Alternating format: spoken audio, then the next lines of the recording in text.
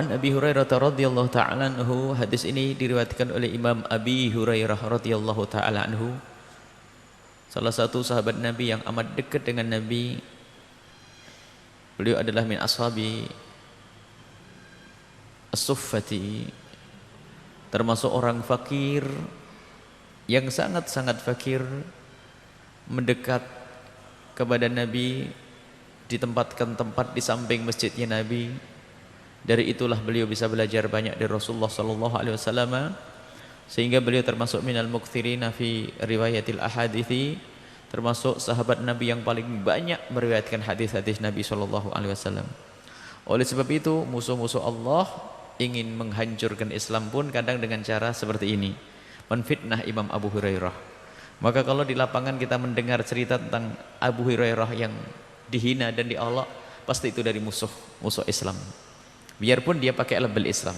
Dan ini muncul, Imam Abu Hurairah meriwayatkan hadis paling banyak, makanya Abu Hurairah pun dipangkas. Kalau sudah orang benci Imam Abu Hurairah, nanti hadisnya semuanya tidak akan dipakai, maka hancurlah Islam.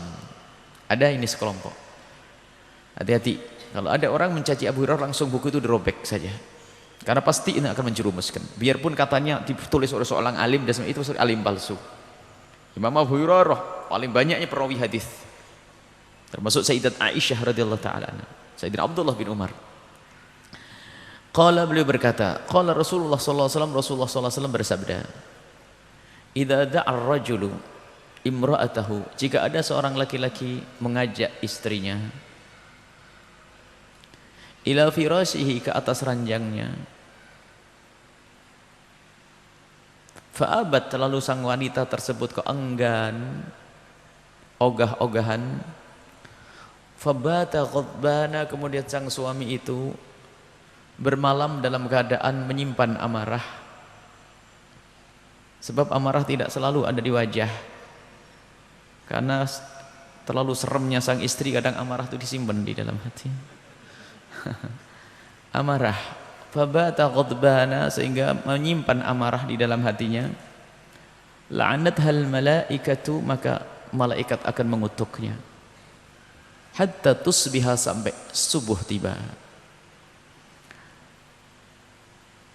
Ada sekelompok orang yang ingin mengangkat kaum wanita, istilah kesetaraan gender dan sebagainya,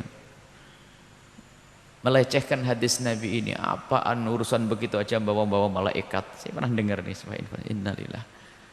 Kasihan wanita-wanita semacam itu, dia tidak ngerti bahasanya justru inilah hadis yang paling indah yang selama ini saya temukan, urusan suami istri.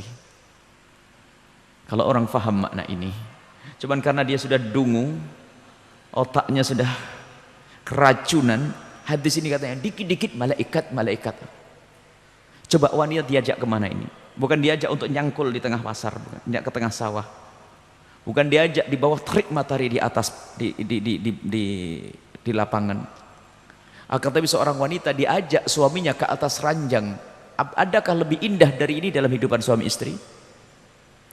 Cuman memang begitulah manusia, kalau sudah tertutup otak dan hatinya dengan syariat, merendahkan hadis semacam ini, seolah-olah hadis merendahkan kaum wanita. Ini bukan jika seorang wanita diajak nyangkul kalau tidak mau, bukan. Akan tapi diajak di atas ranjangnya.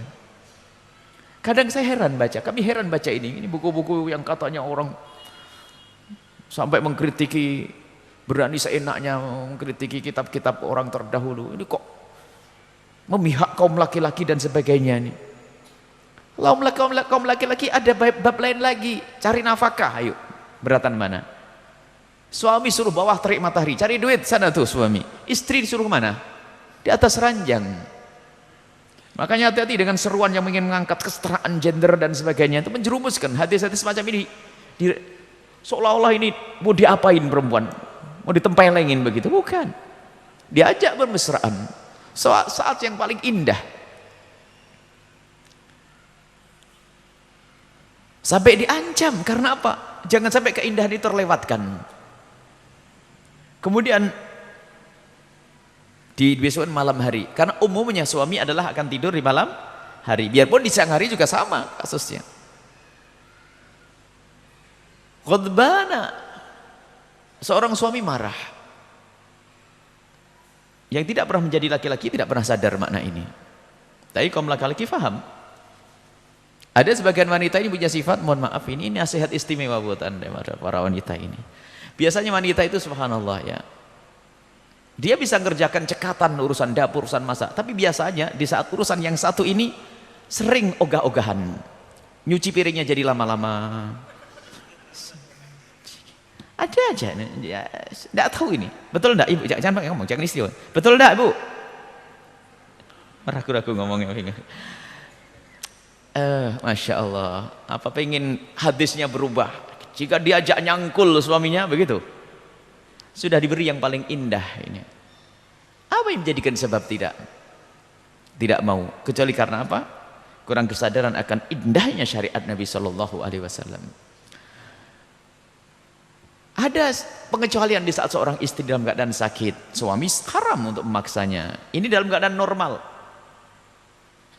Dalam keadaan normal dia. Dalam keadaan sakit, udzur syar'i, dalam keadaan haid, tidak bisa digauli untuk masukkan ke tempat itu, akan tapi bermesraan tetap diperkenankan sebebas-bebasnya, asalkan jangan sampai masuk ke tempat itu. Haram hukumnya, jalur depan, jalur belakang, haram semuanya. Akan tapi ciptakan keindahan bagi kaum wanita. Ini tidak dalam keadaan haid, di luar haid, sama. Pokoknya kalau sudah suami ngajak bermesraan, bukan ngajak berantem loh ya, bukan. Bermesraan ini untuk indah, hendaknya segera dituruti. Karena apa? Suamimu urusannya di luar sana. Karena mungkin suamimu saking terikat hatinya denganmu, mungkin di sana melihat sesuatu yang diharamkan oleh Allah, karena dia adalah ahli iman. Wajar dia manusia normal, laki-laki normal, melihat aurat tersingkap. Karena zaman sekarang zaman Masya Allah, orang pada bingung baju tidur dipakai di pinggir jalan misalnya. Semoga Allah mengampuni dan berikan hidayah kepada siapapun seperti itu. Karena kita menginginkan semuanya masuk surga. Akhirnya di saat dia sebagai wanita, laki-laki normal, mungkin ada bangkit syahwat. Sebab syahwat tidak ada hubungannya dengan cinta. Ngelihat tersingkap aurat bisa saja terlintas. Tapi karena dia seorang yang beriman pulang ke rumah, mengajak istrinya untuk bermesraan, untuk mempererat selama ini yang dirasakan di pinggir jalan. Karena aku ngerti itu haram, yang halal adalah milikku yang ada di rumah. Maka pulang ke rumah. Tak taunya istrinya ogah-ogahan. Gak pernah sholat pun jadi sholat. Ngaji sudah hampir selesai, gara-gara diajak suaminya isyarat langsung ditambah satu lemper lagi. Model-model perempuan deh. Coba. Sehingga seorang suami seperti itu. Akan tapi para suami pun nanti ada pendidikan lain, hendaknya kamu juga sadar wahai para suami tentang wanita. Wanita ada seperti dirimu, kalau kamu capek, istri juga capek. Artinya harus tahu diri di saat meminta.